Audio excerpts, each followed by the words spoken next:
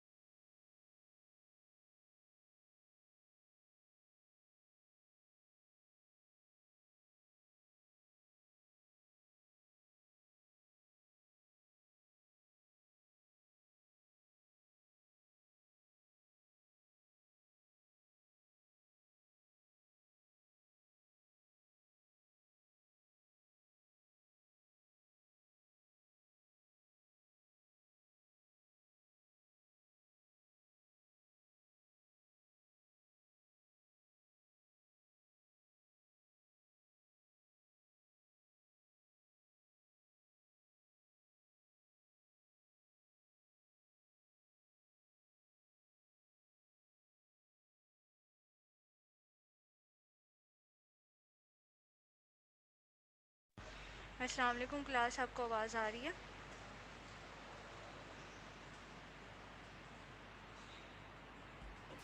वालेकुम मैं अस्सलाम जी। मैम आ रही है। बच्चे, लास्ट लेक्चर्स की आपको समझ आ गई या किसी का कोई क्वेश्चन?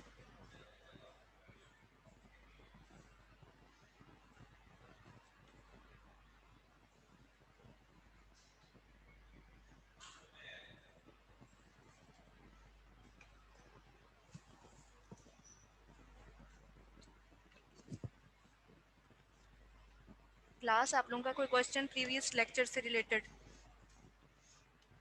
No ma'am. समझ आ गई थी? कशिफ, आप लास्ट लेक्चर जो है वो समराइज़ करें, प्रीवियस जो हमारा लेक्चर था। मैम मैंने उसको सही से पढ़ा नहीं है अभी। मैम वो असाइनमेंट बना रही थी और कल क्विज है ना, इसलिए। कौन सा बच्चा जो है वो समराइज़ करेगा?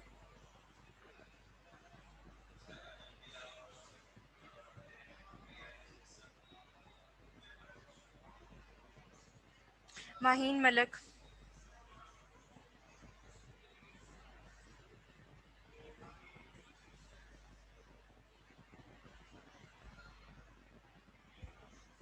माहीन प्रेजेंट है?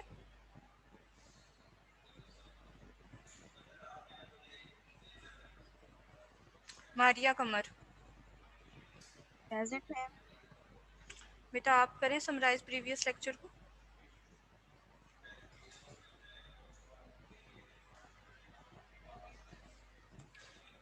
मैम मैंने अभी पढ़ा नहीं है। जिसने पढ़ा हो वो अपना हैंड रेज करे।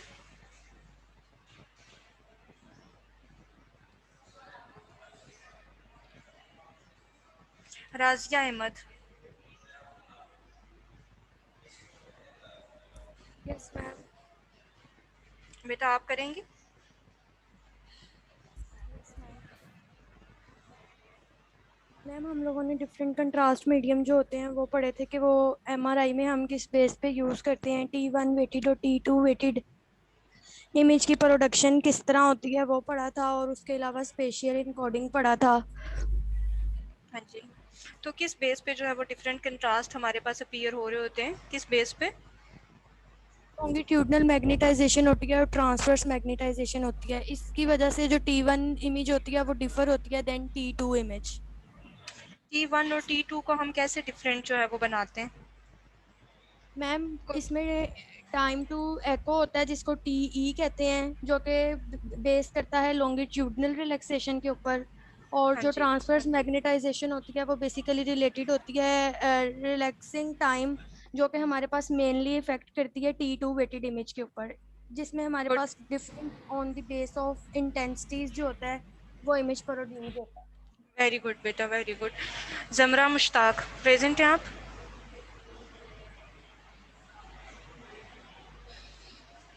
मासूमा सज्जाद। Yes ma'am. जी बच्चे, आप करें प्रीवियस लेक्चर को समराइज।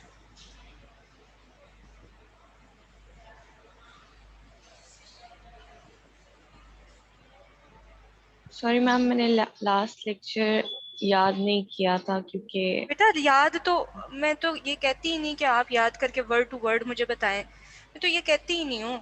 आप 2 to 3 लाइंस में जो है वो मेन मेन चीज़ें जो आपने गेन की हैं मुझे वो बता दें बस। मैं ये तो, मैं ना तो आपकी इस बेस पे कोई ग्रेडिंग कर रही हूँ, ना मैं आपको जो है वो इस बात पे कोई डांट रही हूँ कि आप गलत बता रही हैं या कुछ भी। आप समराइज करें उसको कि आपने क्या क्या चीज़ों को पढ़ा था, मेन पॉइंट्स बताएं।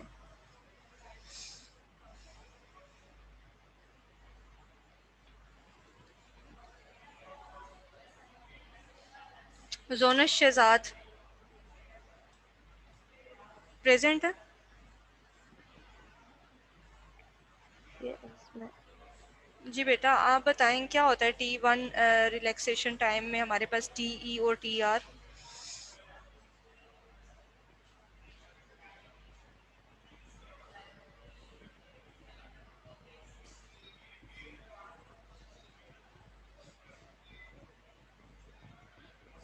फातिमा खान।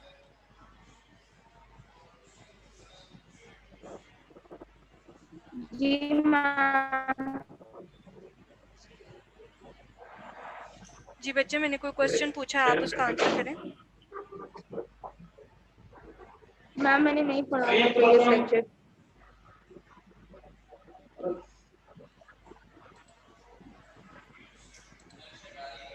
बेटा आप अपना माइक जो है वो म्यूट कर लें। मासूमा, आपने करना है summarise.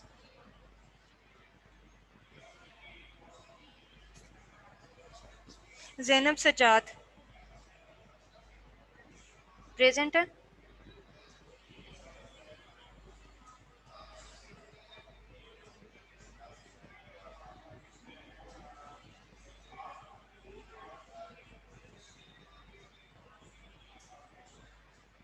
Hina Ejaz.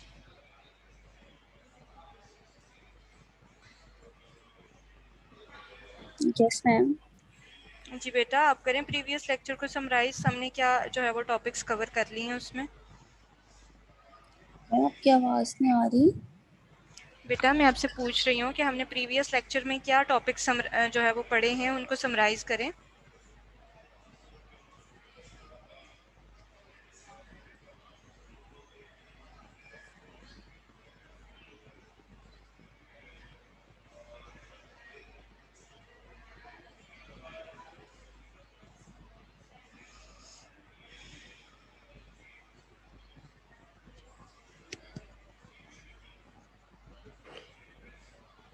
Ma'am longitudinal relaxation और जो ट्रांसवर्स रिलैक्सेशन वाला पॉइंट है वो मैं समराइज कर दूं।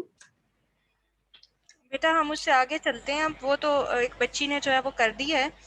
बेसिकली जो है वो मैं ये चाह रही थी कि आप में से जो है T1 वेटेड इमेज और T2 weighted image and proton density weighted image जो में जो हमारे पास जो TE और TR है उसको कोई बच्चा जो है वो समराइज़ कर दे, ताकि आप लोगों को ये चीज़ें मेमोराइज होंगी तो ही हम जो फर्दर पल्स सीक्वेंसेस हैं उनको पढ़ सकेंगे और उनकी जो है वो आपको अंडरस्टैंडिंग होगी। ठीक है, मैंने आपको प्रीवियस लेक्चर में भी ये बात समझाई थी कि प्लीज़ इन चीज़ों को साथ साथ पढ़ें वरना आप लोगों को समझ नहीं आएगी। एक या दो बच्ची ने जो है वो मुझे रिस्पॉन्स दिया है, लेकिन बात यही है कि अब आपको MRI मुश्किल लगेगी। जब आप प्रीवियस चीज़ नहीं समराइज करके पढ़ के आते हो तो आपको नेक्स्ट चीज़ की अंडरस्टैंडिंग ही नहीं होती। तो इसमें फिर मैं क्या कह सकती हूँ आपको, लाइक लास्ट लेक्चर में भी मैंने आप लोगों को जो है वो कहा कि इन चीज़ों को साथ साथ देखें, साथ साथ पढ़ें। उससे प्रीवियस लेक्चर में भी मैंने आपसे कहा। आप बताएं कि मैं कैसे आप लोग जो है वो इस चीज़ पे आएंगे कि इन चीज़ों को साथ साथ देखें, पढ़ें, ताकि आप लोगों को चीज़ों की अंडरस्टैंडिंग हो जाए, आप लोगों को बाद में कोई मुश्किल पेश ना आए। कैसे पढ़ेंगे, कैसे कहूँ तो जो है वो आप इस बात को समझेंगे।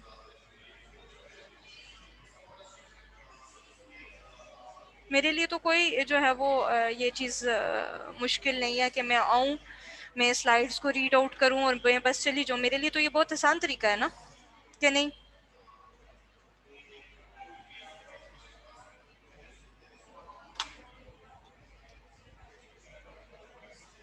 मैम टीआर और टीई को कर देते हैं फिर।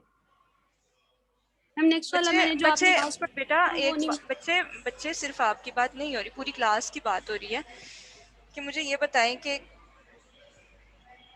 कैसे आप लोगों का इंटरेस्ट डेवलप होगा। मुझे ये बताएं कि कैसे आप लोगों जो है वो इस तरफ आएंगे कि आप लोग साथ साथ चीज़ों को कवर करें। और जो है अगर तो मैं मुश्किल पढ़ा रही हूँ तो मुझे बता दें कि मैं इससे भी आसान चीज़ें कर देती हूँ, या आपको किसी चीज़ की अंडरस्टैंडिंग नहीं हो रही या इंटरेस्ट डेवलप नहीं हो रहा तो बताएं, इसको मज़ीद हम इंटरेस्टिंग बनाने की कोशिश करते हैं।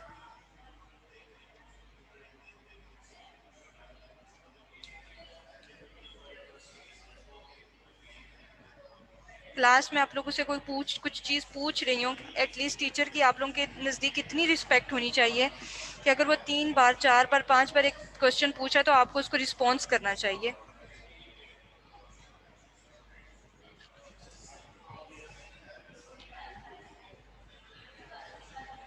जी बेटा बोलें बिस्मा। मैम मैं बता देती हूँ आपने क्या पढ़ाया था लास्ट टाइम। जी बच्चे, मैं आपसे ये नहीं कह रही कि अब आप समराइज करें, अब हम उस चीज़ से निकल आए। मैं आपसे ये पूछ रही हूँ कि आपको अगर कोई चीज़ मुश्किल लग रही है, इंटरेस्ट नहीं डेवलप हो रहा, तो मुझे बताएं, मैं इन चीज़ों को मज़ीद ईजी करने की कोशिश करूँ। मज़ीद जो है इसमें हम कुछ कुछ भी ऐड कर सकते हैं, हम वीडियोज़ ऐड कर सकते हैं, हम जो है वो इसको मज़ीद इंटरेस्टिंग बनाने के लिए हम क्लिनिकल साइड की तरफ जा सकते हैं। आप उसमें मुझे बताएं कि आपको क्या मसला आ रहा है, क्यों नहीं आप लोग जो है वो पढ़ रहे और चीज़ों को अंडरस्टैंड कर रहे। मुझे इसकी वजह बताएं।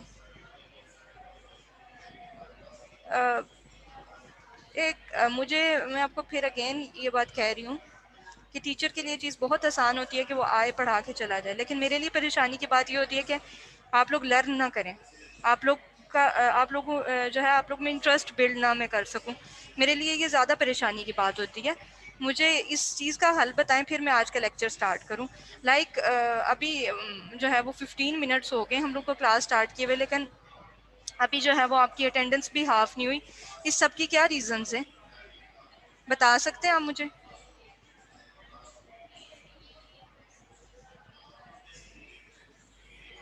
एमआरआई मुश्किल सब्जेक्ट लग रहा है आपको? Yes ma'am. मैम फिजिक्स थोड़ी सी मुश्किल लगती है। जी मैम बहुत मुश्किल है। बहुत मुश्किल है। इस मुश्किल को आसान करने के लिए क्या आप जो है वो गो थ्रू हो रहे हैं लेक्चर्स में से? सिर्फ इस बात का आंसर यस करें आप मैम, लोग, अगर गो लेकिन थ्रू हो। लास्ट लेक्चर मैंने नहीं पढ़ा था इसलिए मुझे आंसर नहीं दिया मैंने। ठीक है बेटा, कोई बात नहीं, आपने लास्ट लेक्चर नहीं पढ़ा, लेकिन क्या जो आपने पढ़ लिया उसकी अंडरस्टैंडिंग नहीं हुई आपको?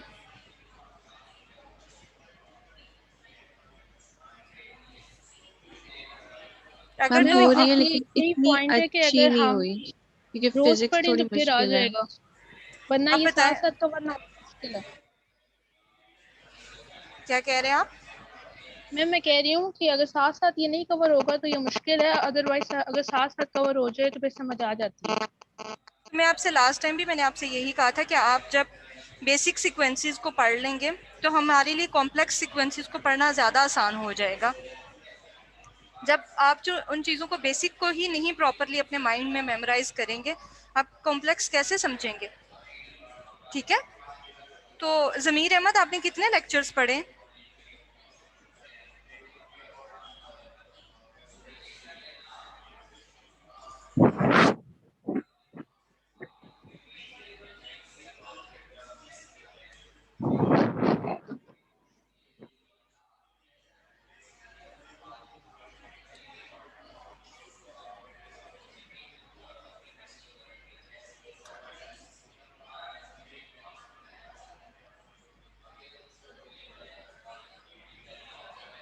ज़रवा अजीम, बेटा आप कर सकती हैं प्रीवियस लेक्चर को समराइज़? मैम कहाँ से स्टार्ट करूँ? बेटा मतलब आप जो हमें हमने T1 से भी जो लास्ट टाइम हमने T1 weighted image, T2 weighted image और T proton density weighted image का जो कंट्रास्ट डिफरेंस पड़ा था, आप उसको समराइज़ कर दे, फिर हम आज के पल्स सीक्वेंसेस जो है वो स्टार्ट करें। मैम हमने पढ़ा था कि जो T1 वेटेड इमेज होती है वो ये होती है कि हमारे पास लॉन्गिट्यूडनल रिलैक्सेशन जो है वो कितनी अचीव हो रही है, और उसके लिए हम लोग जो है ना वो TR और TE की जो टाइमिंग होती है उसको शॉर्ट रखने की कोशिश करते हैं ताकि हमारे पास अच्छा कंट्रास्ट प्रोड्यूस हो इमेज में।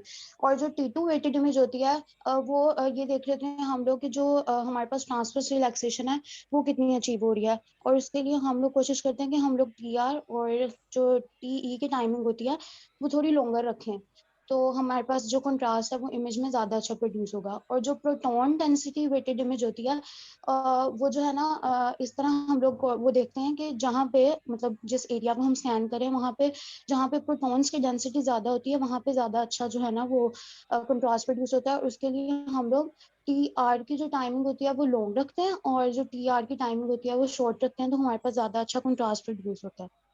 वेरी गुड बेटा, very good. Masooma, your task is next lecture में आप मुझे बताएंगी कि how we can made easy physics, ठीक है?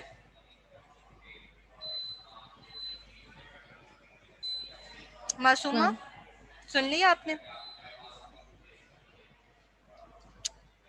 जी मैम। ठीक है, आपने मुझे सजेशंस देनी है कि हम जो है वो मज़ीद फर्दर इसको हम कैसे एक इजी लैंग्वेज में जो है या एक इजी वे से किस इजी मेथड से हम जो है वो इसको मज़ीद अच्छा कर सकते हैं, ठीक है?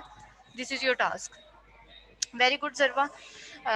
हमने जो है वो बेसिकली लास्ट लेक्चर में ये चीज़ पढ़ी थी कि हमारे पास जो बेसिक डिफरेंस जो जनरेट हो रहा है in T1 weighted image, T2 weighted image and proton density weighted image में, तो वो basically the timing of TE and TR की वजह से जो है वो जनरेट हो रहा है। हमारे पास T1 में हमारे पास TE और TR शॉर्ट था, हमारे पास T2 में जो है वो हमारे पास TE और TR जो है वो ज़्यादा हो गया।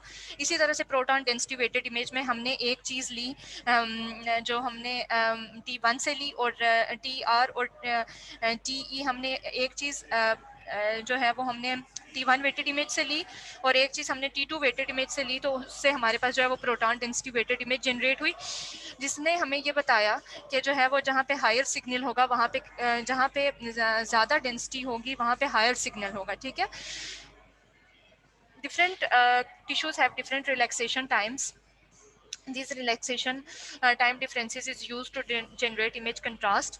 तो हमारे पास जो डिफरेंट टिश्यूज़ के जो हैं वो डिफरेंट रिलैक्सेशन टाइम्स है, लाइक CSF का, सेरिब्रोस्पाइनल फ्लूइड का डिफरेंट रिलैक्सेशन टाइम है, ग्रे मैटर का डिफरेंट रिलैक्सेशन टाइम है, वाइट मैटर का डिफरेंट रिलैक्सेशन टाइम है। उसके अलावा हमारे पास बोन का डिफरेंट रिलैक्सेशन टाइम है। तो उसकी वजह से जो हमारे पास उन डिफरेंट रिलैक्सेशन की टाइम की वजह से जो हमारे पास डिफरेंसेस क्रिएट कर रहे हैं वो इमेज पे कंट्रास्ट को जनरेट कर रहे हैं। टाइप्स ऑफ MRI इमेजिंग्स, ठीक है? हमने T1 वेटेड इमेज को जो है वो पढ़ लिया, T2 वेटेड इमेज को हमने पढ़ा। आज जो हमारा टॉपिक है that is about FLAIR, STIR diffusion weighted image, apparent diffusion coefficient, gradient recalled imaging sequence, MR spectroscopy, MR magnetization, post gadolinium images, MRA and MRV जो है ये हम नेक्स्ट उसमें पढ़ेंगे इंशाल्लाह, नेक्स्ट लेक्चर में हम पढ़ेंगे MR angiography and MR venography, ठीक है? बेसिक जो आपकी मेमोराइजेशन के लिए जो है मैंने अगेन ये चीज़ें ऐड की हैं। अगर हम देखें तो हमारे पास ये एक बेसिकली एक स्केल है, ठीक है, जो डार्क से लेके हमारे पास वाइट तक जो है उसने डिफरेंट चीज़ों को डिफाइन किया है। अगर हम CT स्कैन इमेजिंग की बात करें तो हमारे पास CSF ब्लैक अपीयर हो रहा होता है, ठीक है? एडीमा जो है वो हमारे पास डार्क ग्रे अपीयर हो रहा होता है, वाइट मैटर हमारे पास लाइट ग्रे है, और फर्दर जो एक शेड जो है वो मज़ीद अगर हम बात करें तो ग्रे मैटर हमारे पास है। उसके बाद ब्लड है, तो ब्लड हमारे पास मोस्ट प्रोबेबली जो है वो नियर टू वाइट होता है, ठीक है? तो बोन हमारे पास जो है वो ब्राइट अपीयर हो रही होती है। ये CT स्कैन में जो ब्रेन के डिफरेंट स्ट्रक्चर्स हमें हमारे पास जिन शेड्स में अपीयर हो रहे होते हैं ये उनके लिए है। इसी तरह से अगर हम करें MRI T1 वेटेड इमेज की बात करें तो CSF again like CT scan image की तरह हमारे पास ब्लैक अपीयर हो रहा होता है। एडिमा का जो भी हमारे पास कंट्रास्ट है वो भी just same like to CT scan imaging है। यहाँ पे हमारे पास जो चीज़ चेंज हुई है वो वाइट मैटर हमारे पास जो है वो लाइट ग्रे था, तो यहाँ पे हमारे पास ग्रे मैटर जो है वो लाइट ग्रे अपीयर होगा। जो हमारे पास नियर टू लाइट ग्रे है that is white matter. Cartilage जो हमारे पास अपीयर हो रही होती है वो नियर टू वाइट अपीयर हो रही होती है या नियर टू वाइट, और फैट हमारे पास जो है वो ब्राइट अपीयर हो रही होती है। यहाँ तक अंडरस्टैंडिंग हो गई है? मुश्किल है?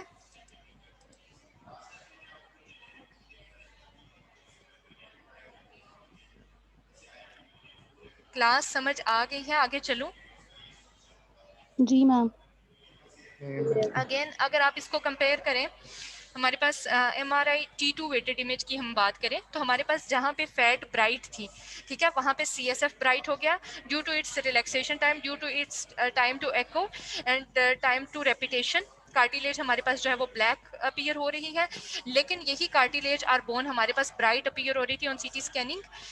फैट हमारे पास जो है वो नियर टू ब्लैक अपीयर हो रही है या डार्क ग्रे भी हम उसे कह सकते हैं। वाइट मैटर की और T2 वेटेड वाइट मैटर की और हमारे पास CT स्कैन में जो है वो T2 में और CT स्कैन में उसका सेम कंट्रास्ट आ रहा है। ग्रे मैटर का और CT स्कैन का जो है वो T2 वेटेड इमेज में सेम कंट्रास्ट है। एडिमा का कंट्रास्ट चेंज हो चुका है।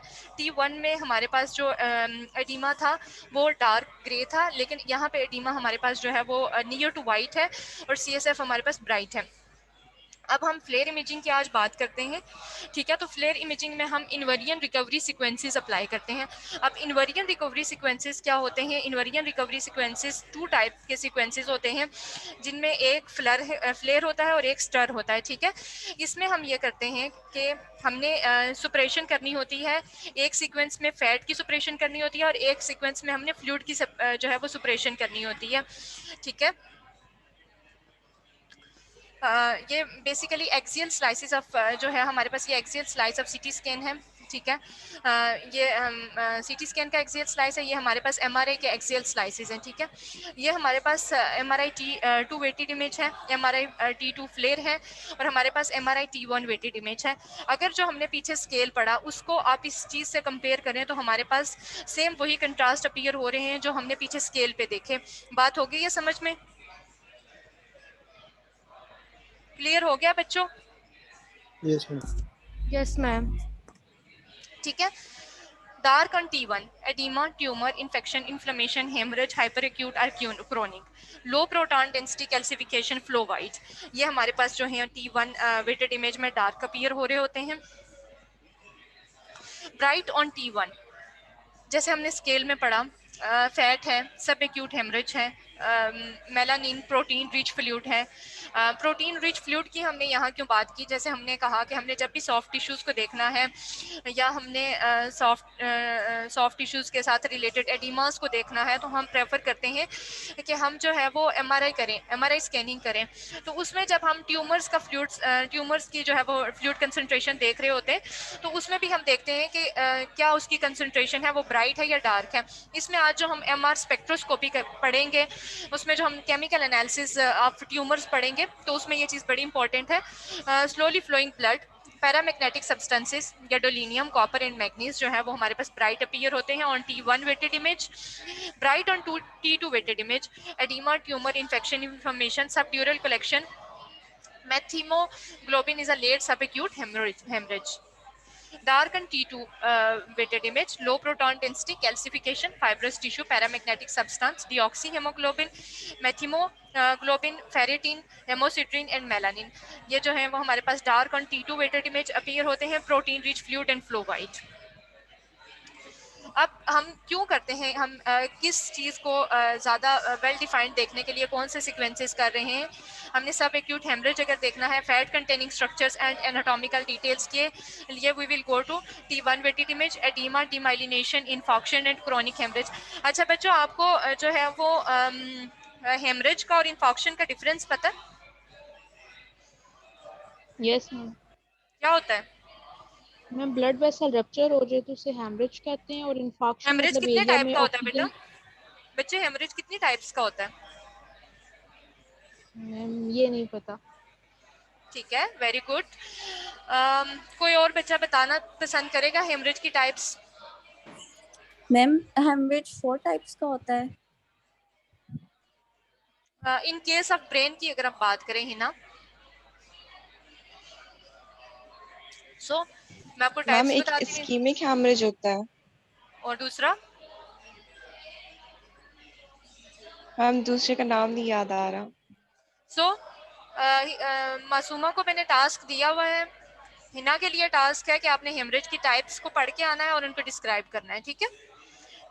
क्योंकि ये बड़ी इंपॉर्टेंट है। अगर आपने सीटी स्कैन ब्रेन पढ़ा हो तो उसमें एक्सक्यूज मी मैम, जी बोलें।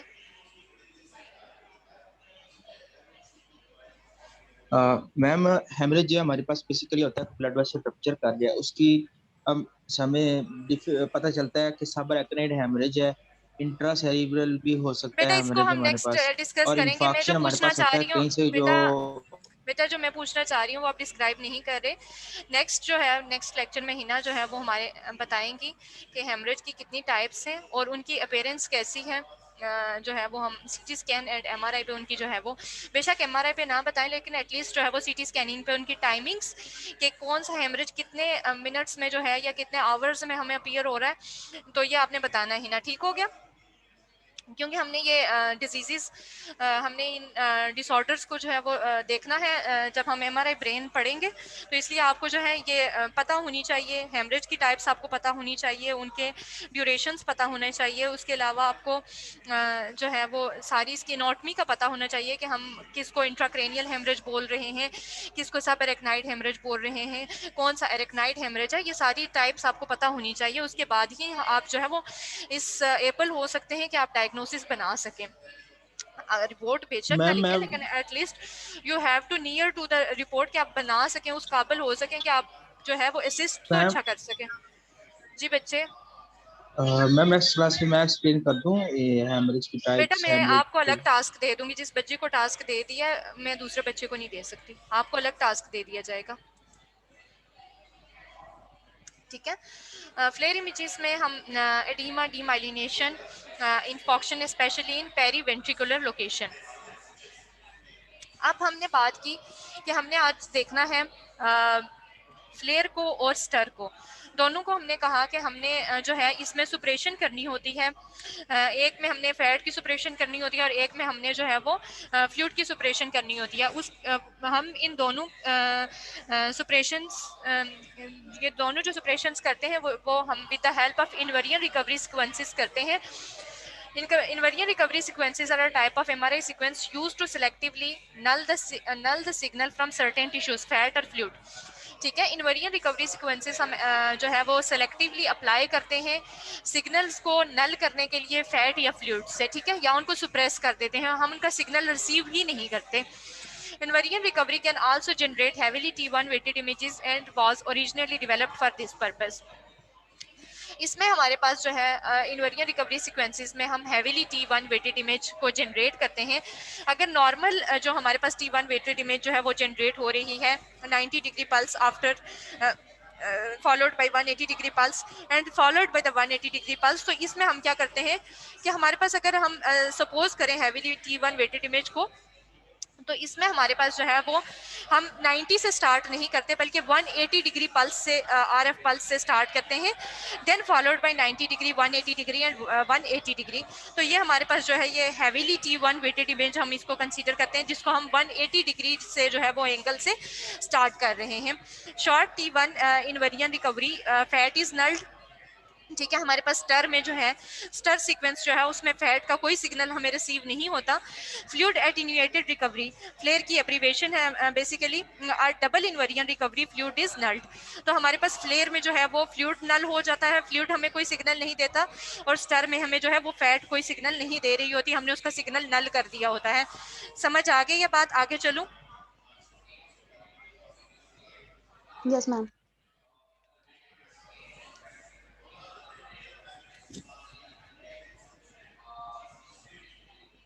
फ्लेयर, फ्लेयर को अगर हम डिस्क्राइब करें, is a special invariant recovery sequence with a long invariant time.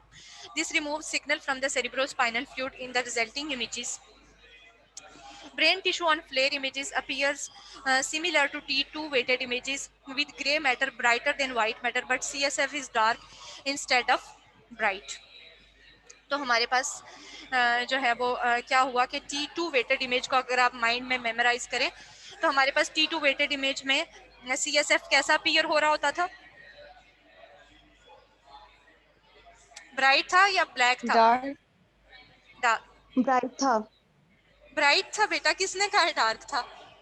ठीक है, तो हमने क्या किया, सॉरी मैम, ठीक है, हमारे पास क्या हुआ कि जो बेसिकली हमारे पास जो फ्लेयर का जब हम सीक्वेंस अप्लाई करते हैं हैवीली T1 वेटेड इमेज जिसमें हम 180 degree followed by 90 degree pulse apply करते हैं, तो उसमें क्या होता है कि उसकी जो अपीयरेंस आ रही होती है वो T2 वेटेड इमेज की तरह की आ रही होती है, लेकिन उसमें हमने क्या किया है, फ्लूइड का सिग्नल जो है वो नल कर दिया है, फ्लूइड का सिग्नल जो है उसको सुप्रेस कर दिया है, तो हमारे पास जो CSF है वो डार्क अपीयर हो रहा होगा instead of bright to null the signal from fluid. The invariant time of the FLAIR pulse sequence is adjusted such that at equilibrium there is no net transverse magnetization of the fluid. तो जब हमने जो है वो T1 को जो है invariant time को जो है वो ज़्यादा कर दिया, तो हमारे पास जो फ्लूइड की नेट ट्रांसवर्स मैग्नेटाइजेशन थी वो अपीयर ही नहीं होगी, जिसकी वजह से हमारे पास जो है वो फ्लूइड कोई सिग्नल नहीं देगा. बात हो गई या समझ में क्लियर हो गया?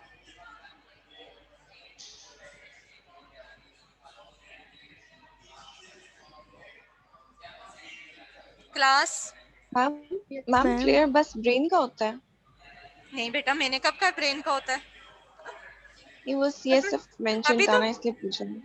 बेटा मैं जो है वो मेंशन अगर आपको एक चीज की एग्जांपल दे रही हूँ, इट डजंट मीन कि जो है वो सिर्फ उसी आर्गन का हो रहा था. ठीक है, बेसिकली जब हम रीजनल इमेजिंग पढ़ेंगे, जब हम ब्रेन MRI पढ़ेंगे, जब हम स्पाइन MRI पढ़ेंगे, जब हम लोकोमोटर MRI सिस्टम पढ़ेंगे, तो उसमें जो है वो हमने ये चीज़ें देखनी है कि हम कौन से रीजन पे कौन कौन से सीक्वेंसेस अप्लाई कर सकते हैं.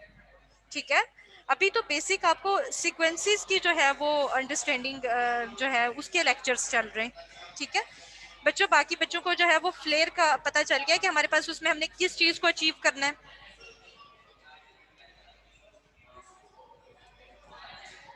जरवा बेटा आपको समझ, ठीक है. First described in 1992 and has become one of the cornerstones of brain MR imaging protocols.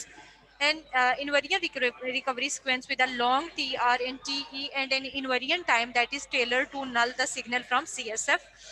In contrast to real image reconstruction, negative signals are recorded as positive signals of the same strength so that null tissue remains dark and all other tissues have higher signal intensities.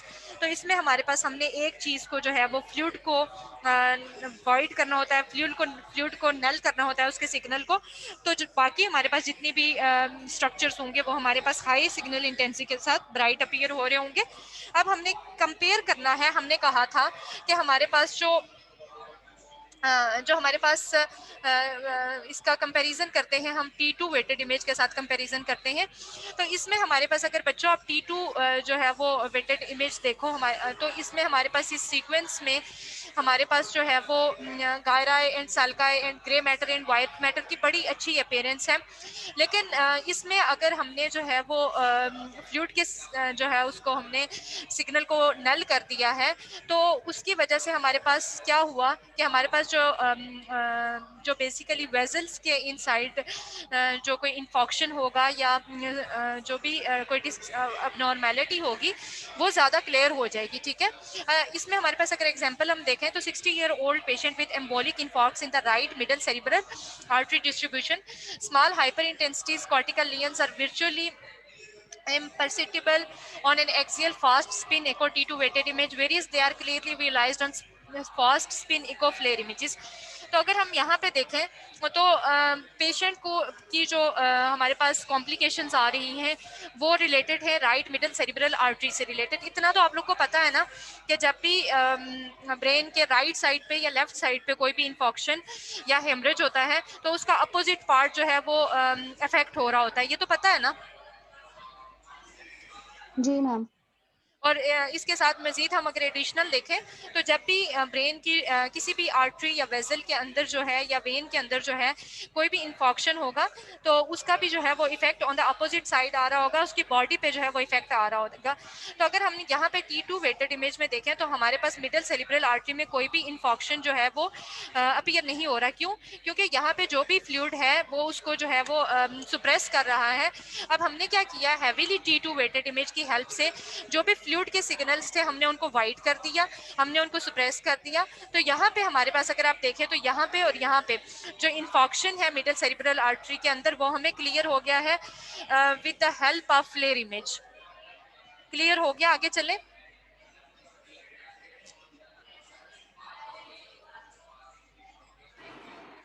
Yes ma'am. Yes ma'am. Masooma आपको समझ आई है?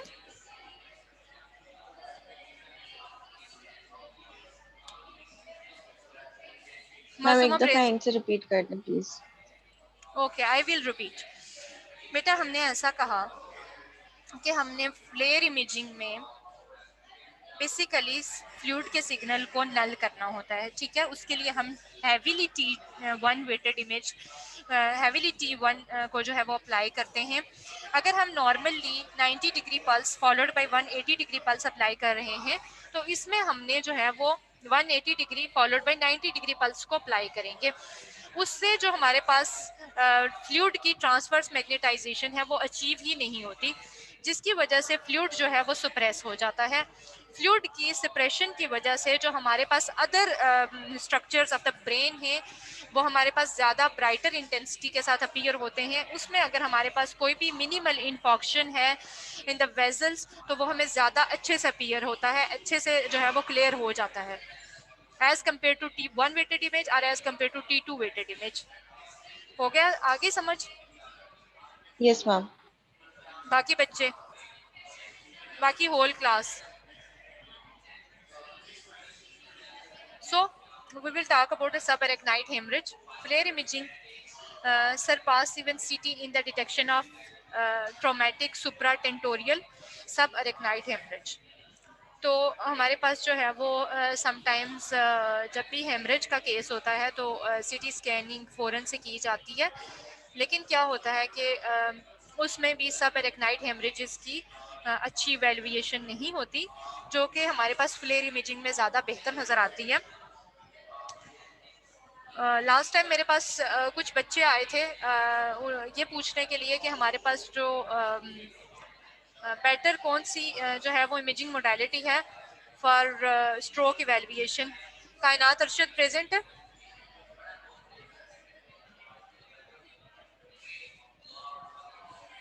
Bisma present है? जी ma'am. जी बेटा, आपने question, आपका question था, याद है आपको?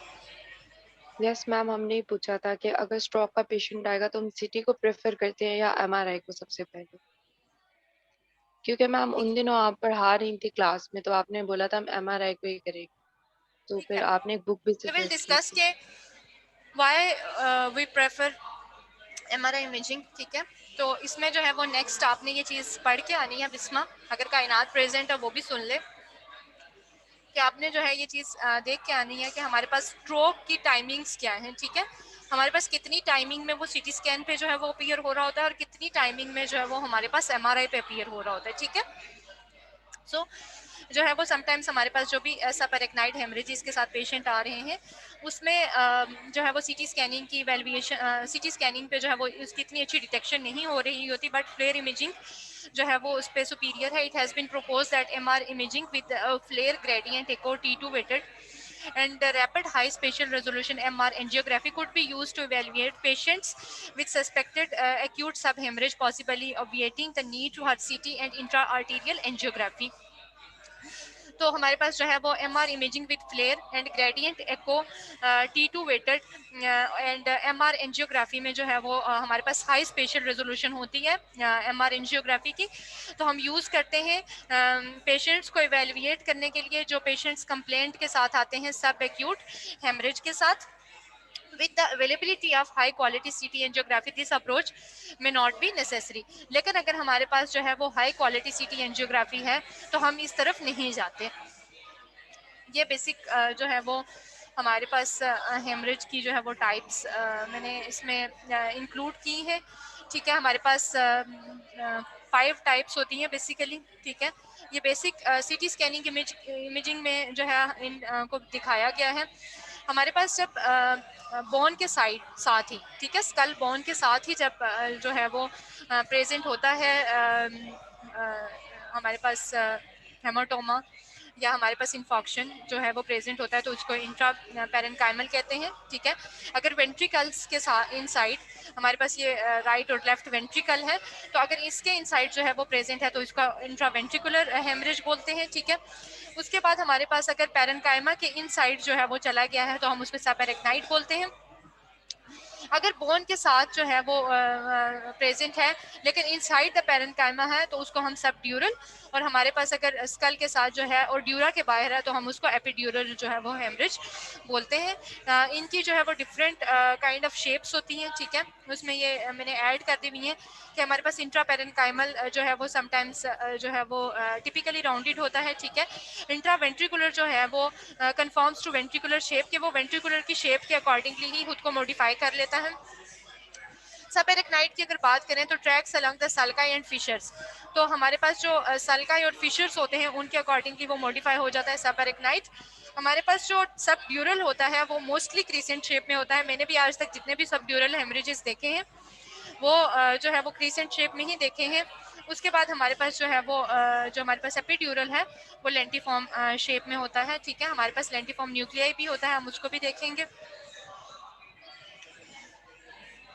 फ्लेयर इमेजिंग की अगर हम अनदर एग्जांपल लें, an 11-year-old patient with CS, a hyper intense linear lesion arrows is seen extending toward the lateral ventricle on a fast spin echo flare image in the axial plane. Histology confirms focal corticular dysplasia of Taylor's balloon cell type. तो मैंने आपको बच्चों बताया था हमारे पास जो different kinds of जो है वो प्रॉब्लम्स सॉफ्ट टिश्यू की वजह से जो बीमारियां होती हैं, लाइक जो है वो एपिलेप्सी है, शिजोफ्रेनिया है, सीयर्स हैं, तो उनमें जो है वो सॉफ्ट टिश्यू एबनॉर्मेलिटीज़ ही होती हैं।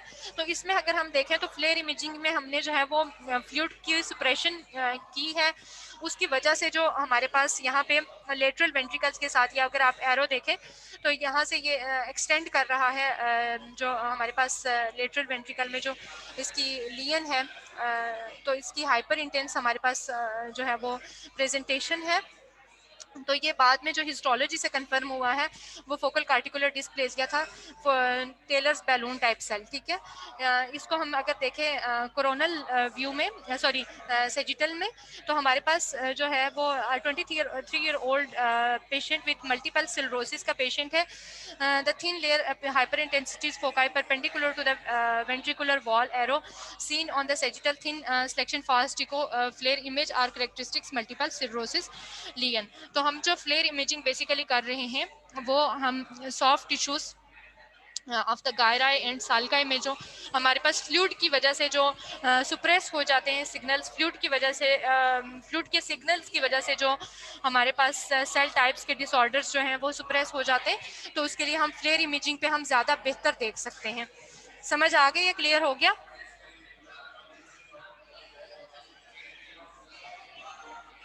Yes ma'am. जी मैम।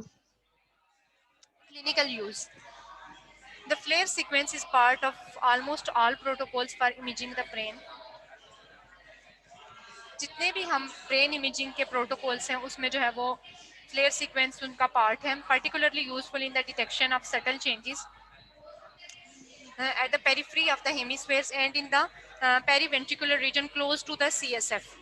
हमने अभी जितनी भी एग्जांपल्स दी, हमने अगर जो है वो अगर हमने किसी भी आर्टरी में जो है वो उसमें ऑब्स्ट्रक्शन की जो है वो अगर एग्जांपल ली, या हमने CSF के सॉरी वेंट्रिकल्स के सराउंडिंग हमने किसी एबनॉर्मेलिटी की एग्जांपल ली, तो बेसिकली जो है वो हेमिस्फेयर्स के इनसाइड जो है वो हमें अब नॉर्मेलिटीज डिटेक्ट होती हैं या क्लोज टू द CSF जो हैं वो डिटेक्ट होती हैं इन फ्लेयर इमेजिंग, क्योंकि हमने इसमें जो है वो CSF का जो सिग्नल होता है वो वाइट कर दिया होता है. The usefulness of FLAIR sequences has been evaluated in many diseases of the central nervous system such as infarction, multiple sclerosis, subarachnoid hemorrhage, head injuries, and other. Post-contrast flare images have been included in protocols to assess leptomeningeal diseases such as the meningitis. तो हमारे पास जो mainly हम flare imaging कर रहे हैं वो in case of infarction करते हैं, मल्टीपल सिरोसिस में करते हैं, सबअरेक्नाइड हेमरेजेस में करते हैं, हेड इंजरीज में करते हैं, लेकिन अर्ली हेड इंजरीज में नहीं करते. लेटर ऑन जो फर्स्ट जो हेड इंजरी में है वो मेनली हम सीटी स्कैनिंग की तरफ ही जाते हैं, लेकिन उसके बाद भी अगर कोई चीज़ डिटेक्ट नहीं हो रही तो उसके बाद हम जो है वो MR की तरफ जाते हैं. पोस्ट कंट्रास्ट फ्लेयर इमेजेस को भी हम लेते हैं अगर कोई मेनिंजियल डिजीज़ है, मेनिंजाइटिस है, ठीक है, तो उसके लिए हम जो है वो फ्लेयर इमेजिंग करते हैं. बेटा फ्लेयर क्लियर हो गया, आगे चलें. मैम पोस्ट कंट्रास्ट का बता दें. बेटा हमने ये कहा कि हमने बेसिकली जो फ्लूइड के सिग्नल को वाइड करना है ना, नल करना है इन फ्लेयर इमेजिंग, ठीक है. हमने ये कहा कि वो सिग्नल वाइड करके हम इन्फॉक्शन देख सकते हैं, हम मल्टीपल सिलरोसिस देख सकते हैं, सबअरेक्नाइड हेमरेज देख रहे हैं, लेकिन हेड इंजरीज देख रहे हैं, ठीक है. इसमें हमने फ्लूइड के सिग्नल को वाइड कर दिया है, लेकिन हम मेनिंजीज की जो डिजीज़ेस हैं हमारे पास जो है वो मेनिंजाइटिस है, लेप्टोमेनिंजियल डिजीज़ है, तो उसमें जो है वो हम पोस्ट कंट्रास्ट फ्लेयर इमेजेस लेते हैं कि उसमें जो है वो हमारे पास बेटर सिग्नल आ रहा होता है फॉर मेनिंजीज, ठीक है. अगर हम ब्रेन के एनाटॉमी देखें तो हमारे पास कितनी टाइप्स की मेनिंजीज होती हैं? मैम 3.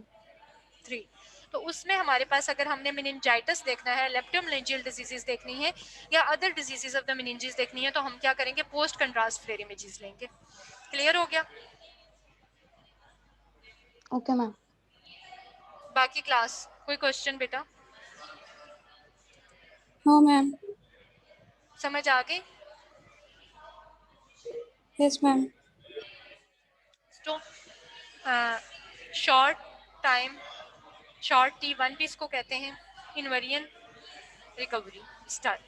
हमने प्रीवियसली हमने ये पढ़ा कि हमने हर हाल में जो है वो फ्लूइड के सिग्नल को नल करना है और बाकी चीज़ों को ब्राइट करके देखना है, ठीक है.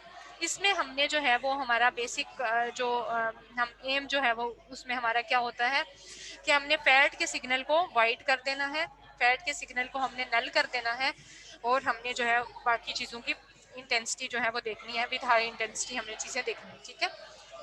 STIR is a fat suppression technique with an invariant T1 time, ठीक है, where the signal of fat is 0. This equates to approximately 140 millisecond at 1.5 Tesla.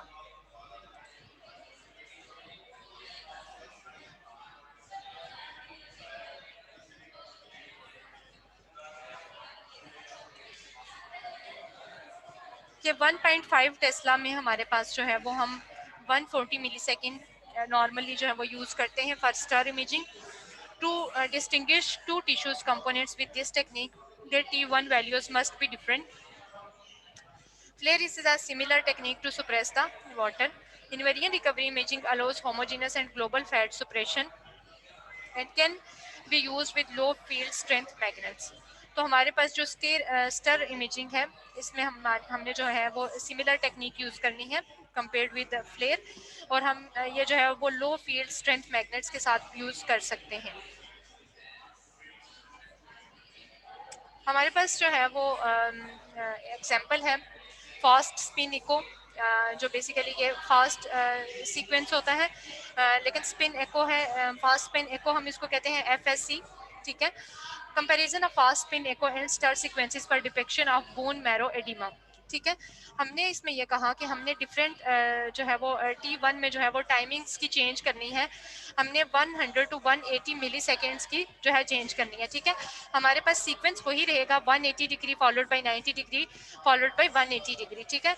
हमने वही सीक्वेंस इनवेरिएंट रिकवरी सीक्वेंस ही यूज़ करना है, लेकिन हमने T1 की टाइमिंग्स चेंज करनी है। T1 की टाइमिंग्स में हमारे पास जो है वो 140 मिली सेकेंड भी यूज़ कर सकते हैं, मेनली 100 टू 180 मिली सेकेंड्स की हम टाइमिंग यूज़ करते हैं। अगर आप इन दोनों जो है वो इमेजेस का कंपैरिजन करें तो फास्ट स्पिन एको में और स्टर में हमारे पास की बेसिकली जो है वो रिस्ट जॉइंट की हमारे पास जो है वो इमेजिंग है, ठीक है। रिस्ट जॉइंट का हमारे पास स्लाइस है।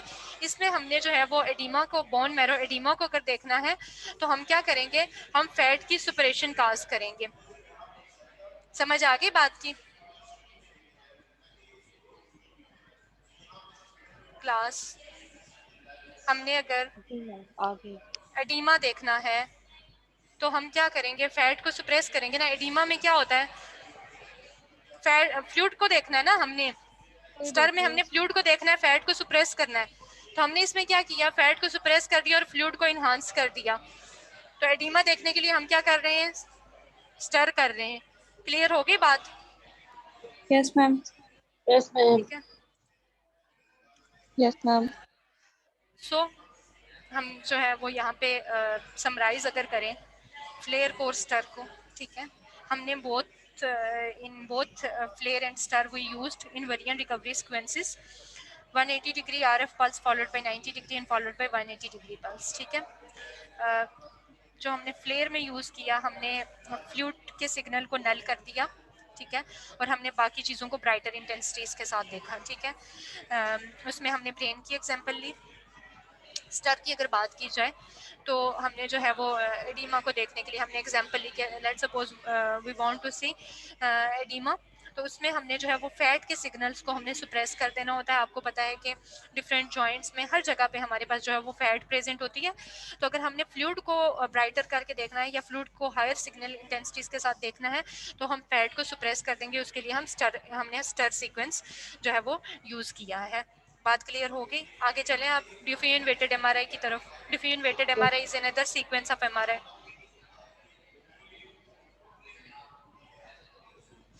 Yes ma'am. सो डिफ्यूजन का बेसिकली मतलब क्या होता है?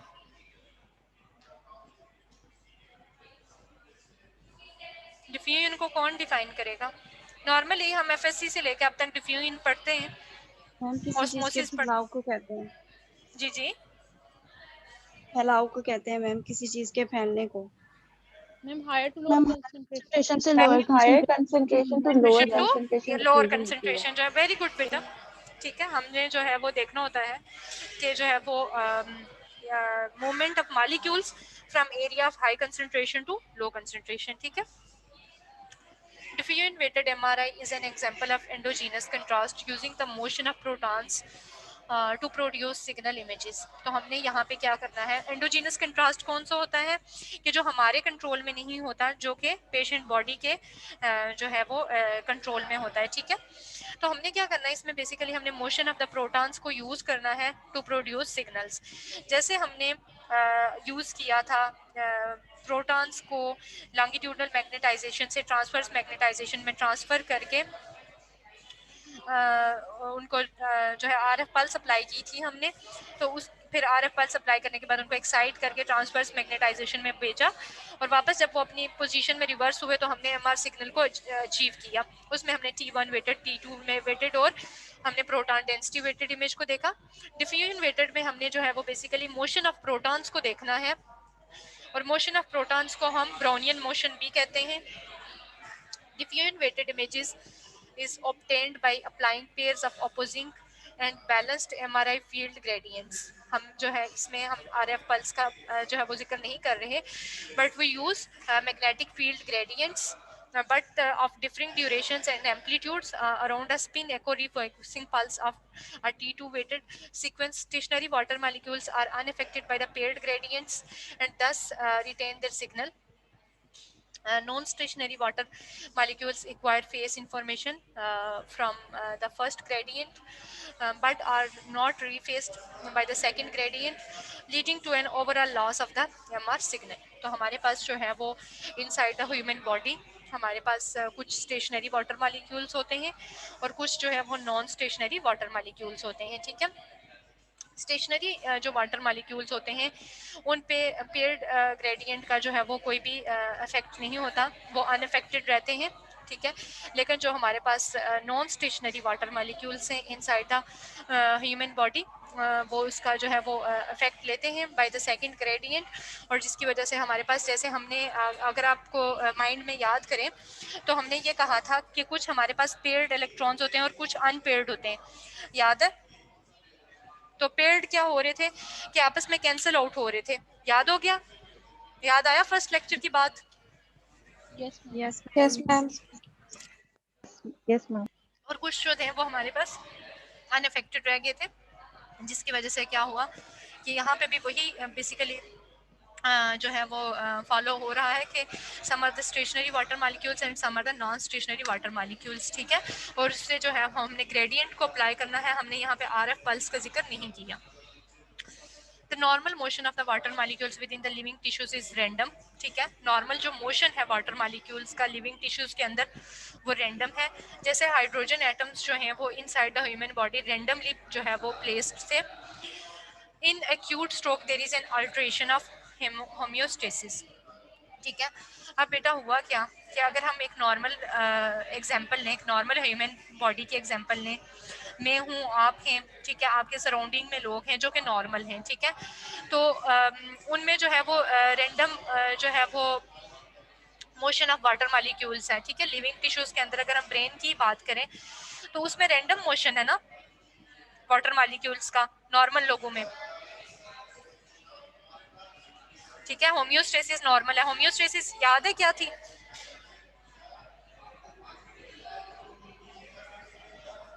यस मैम, एक बैलेंस्ड वे में बॉडी एफएससी बायोलॉजी में आई थिंक पहली डेफिनेशन होम्योस्टेसिस होती है ना? Yes ma'am. क्या होती है होम्योस्टेसिस? मैम बॉडी सिस्टम का एक बैलेंस्ड वे में वर्क करना होम्योस्टेसिस होता है। जी बेटा आवाज आपकी क्लियर नहीं आई। मैम बॉडी सिस्टम्स का एक बैलेंस्ड वे में वर्क करना होम्योस्टेसिस होता है, ठीक है। हमारे पास जो होम्योस्टेसिस है वो बेसिकली स्टेबल इंटरनल स्टेट को कहते हैं। अब जब एक्यूट स्ट्रोक की बात हो गई तो होम्योस्टेसिस में क्या होता है, अल्ट्रेशन होती है, जो एक स्टेबल स्टेट होती है वो चेंज हो जाती है। जब वो स्टेबल स्टेट चेंज होगी तो motion of the water molecule भी चेंज होगा ना, क्या नहीं?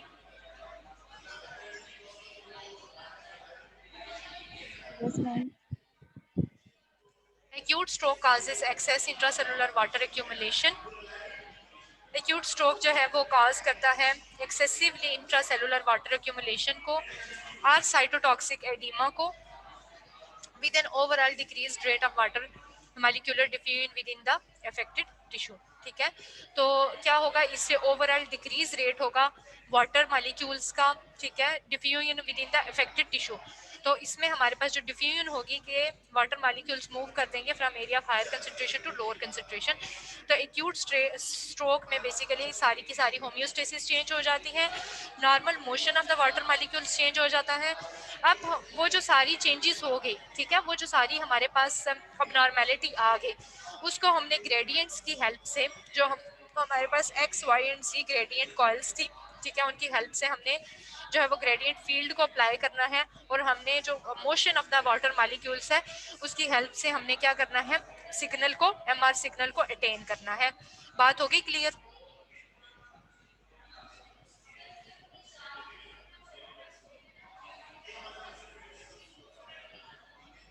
मैम ये रिपीट कर दें प्लीज। Okay I will. किसी और बच्चे को समझ आई है?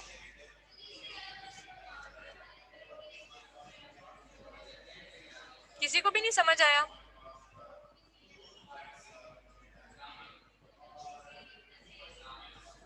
बेटा हमने स्टार्ट लिया डिफ्यूजन वेटेड इमेज से, ठीक है।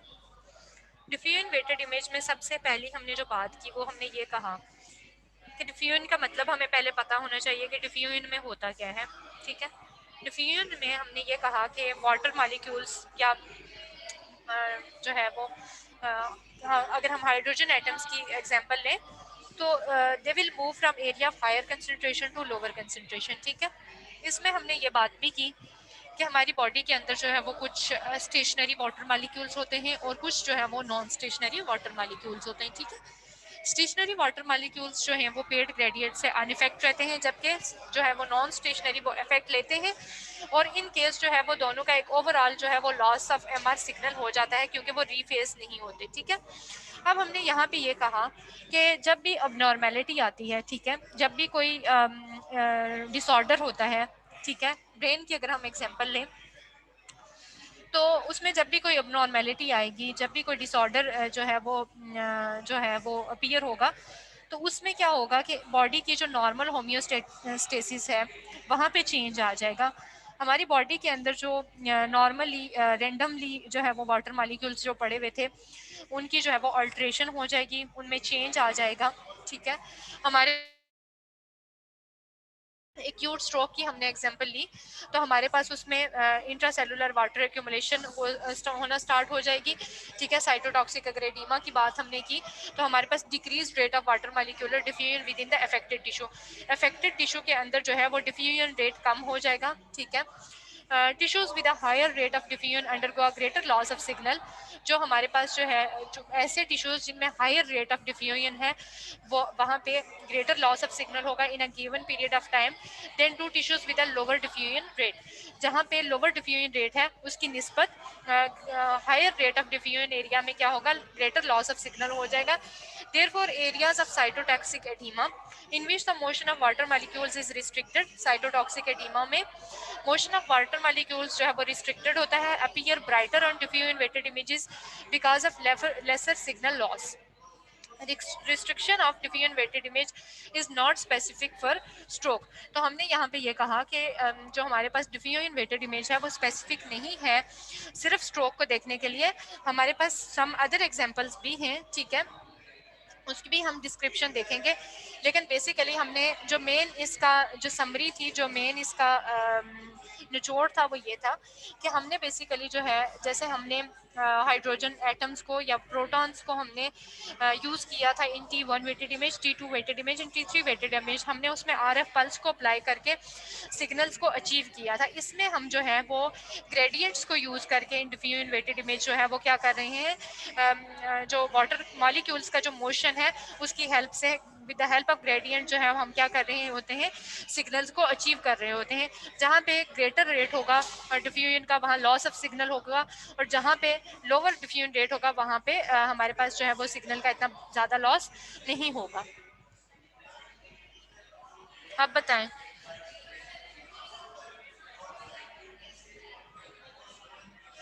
क्लियर हुआ है? यस मैम क्लियर है। Yes thank you. बाकी बच्चे? Yes ma'am. मासूमा आपको क्लियर हुआ है? Yes, ma'am.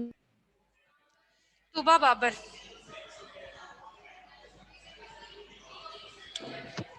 Yes, ma'am. Clear हो गया आपको? Atika Maryam? Ajmer Ahmad?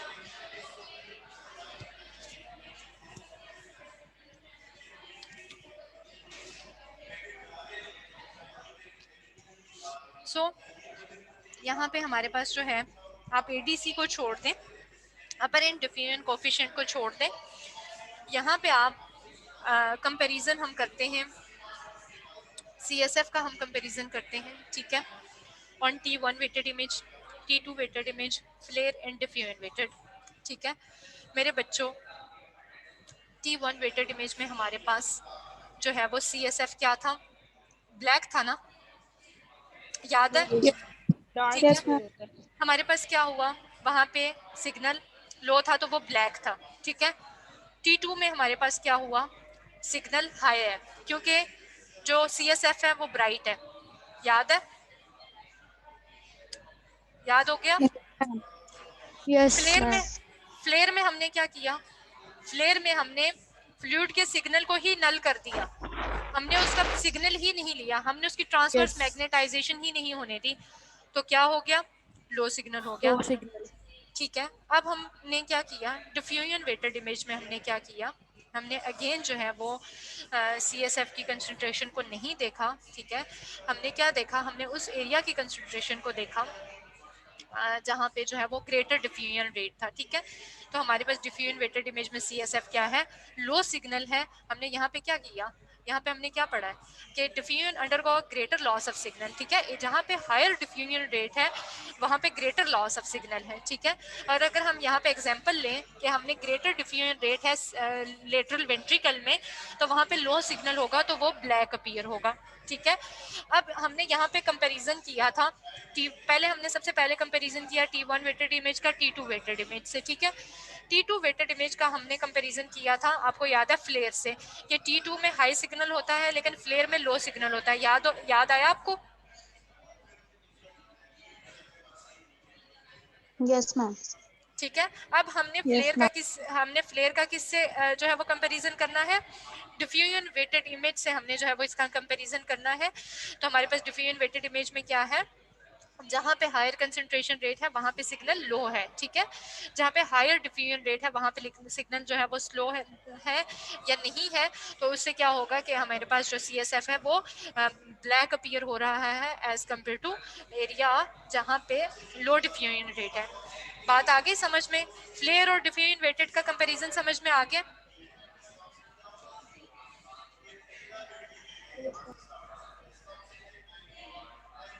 Class? Yes ma'am. Yes ma'am. आप सब लोग एक काम करें,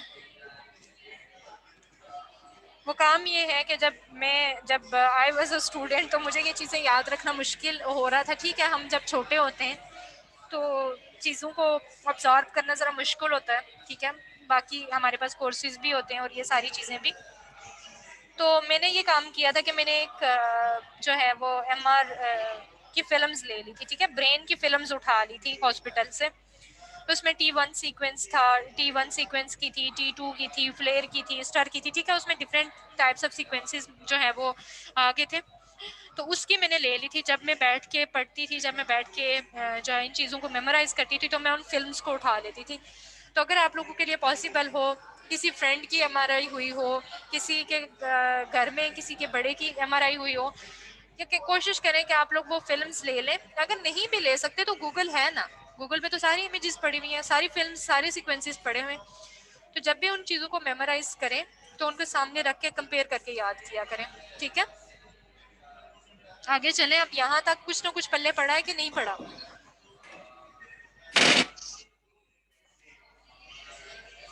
क्लास? जी मैम। समझ आई है? बंद हो रहा।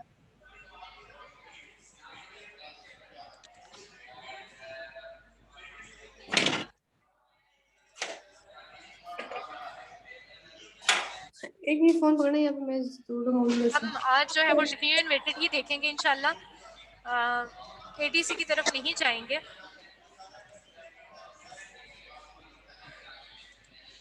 Diffusion weighted images usually performed with echoplanar sequences which markedly decrease imaging time, motion artifacts and increase sensitivity to signal changes due to molecular motion. तो हम जो डिफ्यूजन वेटेड इमेजेस जो ले रहे होते हैं विद शॉर्ट टाइम ले रहे होते हैं। ठीक है, हम ये चाहते हैं उसमें आर्टिफैक्ट्स ना आए, क्योंकि जहाँ पे आपको पता है जब हमने स्टार्ट में बात की थी तो हमने कहा था कि मोशन इज़ वेरी इंपॉर्टेंट। ठीक है, कि अगर पेशेंट ज़रा सा भी हिल जाता है तो हमारा जो है वो सिग्नल लॉस हो जाता है। ठीक है, तो हमारे पास जो है वो अगर हम लॉन्गर टाइम्स रखेंगे तो हमारे पास क्या होगा कि मोशन की वजह से आर्टिफैक्ट्स आएंगे, मॉलिक्यूलर मोशन की वजह से आर्टिफैक्ट्स आएंगे, तो हमने शॉर्टर टाइम रखना है डिफ्यूजन वेटेड इमेज में। The primary application of diffusion weighted MR imaging has been in brain imaging mainly because of its exquisite sensitivity to early detection of ischemic stroke। ठीक है, तो ischaemic stroke में इसकी early detection जो है वो diffusion weighted images करती हैं। इस वजह से जो है वो हम क्या करते हैं कि इसका मेन जो रोल कंसीडर करते हैं वो ब्रेन इमेजिंग में करते हैं। फर्दर जब हम जब रीजनल इमेजिंग पढ़ेंगे उसमें भी हम इसका रोल देखेंगे, बट इस्कीमिक स्ट्रोक में जो है वो इसका मेन इंपॉर्टेंट रोल है, ठीक है। Core of infarct, irreversible damage surrounding ischemic area may be salvaged. Diffusion weighted image open a window of opportunity during which T is beneficial. Regions of high mobility, rapid diffusion, dark, जहाँ पे rapid diffusion होगी वहाँ पे जो है वो signal जो है वो डार्क होगा. Regions of low mobility, slow diffusion, bright. Difficulty, diffusion weighted image is highly sensitive to all types of motion, blood flow, pulsality and patient motion. तो हमारे पास जो diffusion weighted है वो sensitive होता है blood flow से, pulsality से और patient motion से.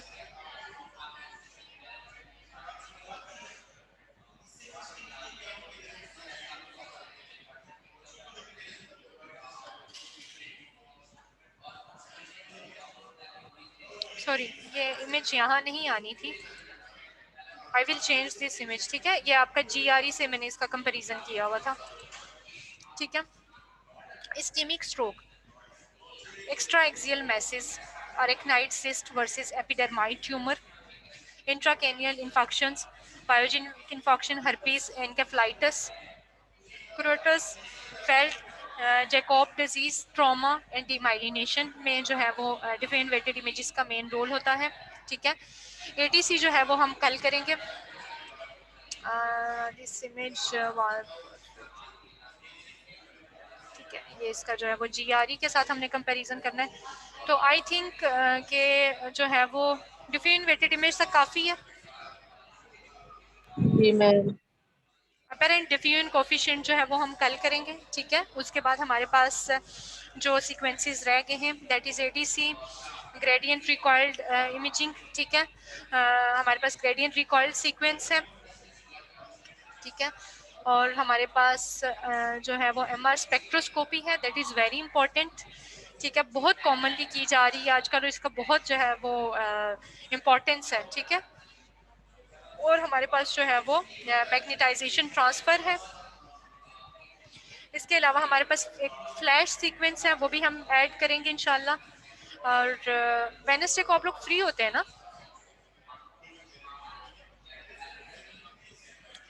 क्लास?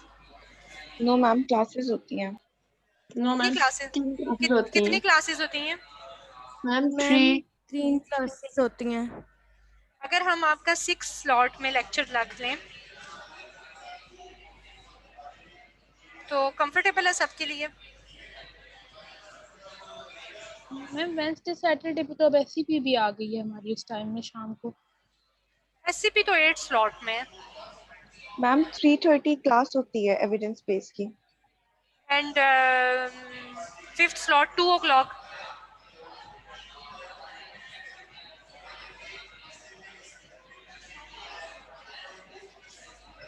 रख ले मैम. उस दिन तो आपका क्विज भी है. जी बिल्कुल, क्विज भी है, लेकिन वो तो इतना आप लोगों को अब टाइम दे दिया है, वो तो इतना मैटर ही नहीं करना चाहिए. मैं ये चाह रही हूँ कि हम सीक्वेंसेस जो है वो एंड करके हम रीजनल इमेजिंग की तरफ मूव करें.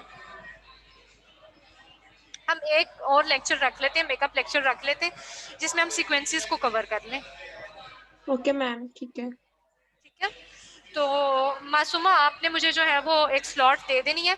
आपने जो स्लॉट्स, जिन स्लॉट्स के अलावा मुझे देना है टाइम, वो है Monday and Thursday, 3rd and 5th slot के अलावा आपने मुझे टाइम देना है. और ट्यूसडे और फ्राइडे को हमारे पास 2nd स्लॉट आपका लेक्चर होता है. और जो हमारे पास 5th स्लॉट है उसमें रेडियोलॉजी का लेक्चर होता है. तो इन स्लॉट्स के अलावा आपने मुझे कोई भी स्लॉट जो है वो मेल कर देनी है, ठीक है. मैम जी. जी मैम एक दफा रिपीट कर दें. एक दो दिन आगे करे, हमारा क्विज भी है. नहीं हो सकता बेटा, बिल्कुल भी नहीं, क्योंकि आगे मिड टर्म स्टार्ट होने, तो यू नो कि ऑलरेडी मैंने बहुत लेट स्टार्ट किया है. और फिर जो है वो ECC कमेटी की तरफ से जो है वो हमें जो है वो. मैम हमारा कल क्विज सिर्फ परसों तक करे तो फिर भी सही है मैम. मैम संडे तक कर दें प्लीज. बेटा वेडनेसडे को आपका क्विज है ना? मैम वेडनेसडे को नहीं है, हमारे अल्ट्रासाउंड का कल क्विज है मैम. नहीं बेटा, आपका मैंने क्विज कल कब बताया हुआ है? मैम हमारे कंसेक्यूटिव क्विज है, कल भी है, मंडे को भी है और ट्यूसडे को भी है, वेडनेसडे को आपका है. जी और मैम। तीन ठीक है, असाइनमेंट्स भी वेडनेसडे उसके को ठीक बाद। है, इंशाल्लाह हम लेंगे। ठीक है मैम टाइम बता मैम वो दें किस क्विज टाइम पे होगा। असाइनमेंट की बात कर रहे हैं शायद। जी मैम जी। असाइनमेंट का बात कर रहा हूँ मैम, मैं असाइनमेंट का। मैम मैम वो क्विज की बात नहीं कर रहा, वो कह रहा है असाइनमेंट की डेट एक दिन आगे कर दें। अच्छा, असाइनमेंट की जो डेट है, मैंने क्या डेट दी हुई है? मैम कल लास्ट डेट है मैम 12 तक। आज बच्चे कह रहे हैं आज 12 मई मैम तक। आज 12 यस बजे मैम तक आपने आज दी की हुई है। है, ठीक है, आज मैं की जो है है, मैम। आप मुझे मैम एक सेकंड मुझे जो है वो खोल लेने दें, जी मैम। मैं इसमें देख लेती हूँ कि क्या उसकी सेशन 5 में मैंने अपलोड की हुई है, 4 में। 4 में। ओके, अपलोड किए मैम। Just a second. 12।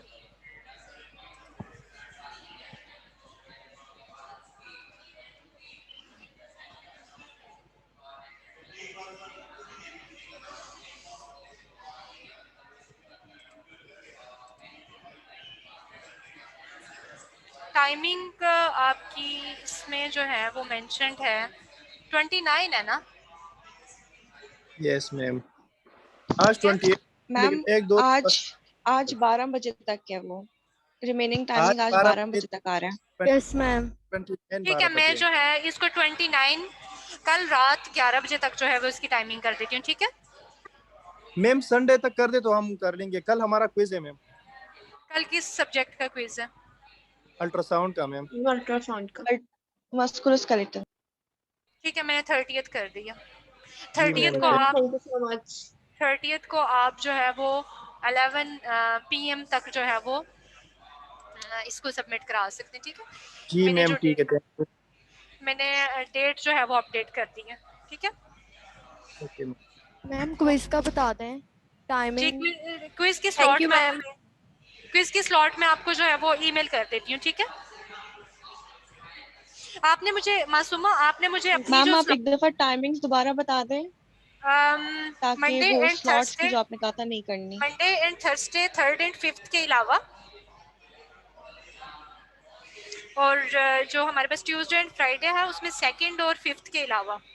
ठीक है, हमारे पास अगर 4 डेज है ना, तो 2 डेज में आपने 2nd स्लॉट के अलावा बताना है, और 2 डेज में आपने 3rd स्लॉट के अलावा बताना है, और 5th स्लॉट तो सेम है। ठीक है, अच्छा मासूमा, आपने ये करना है कि ओके मैम। वेडनेसडे को मुझे अपनी क्लास से कंफर्म करके बताना है कि कौन कौन सी स्लॉट्स में आपके लेक्चर्स और एससीपी है। ठीक है, तो उसके अकॉर्डिंगली मैं आपको स्लॉट जो है वो क्विज की जो है वो स्लॉट वो मैं आपको मेल कर दूंगी। ठीक है,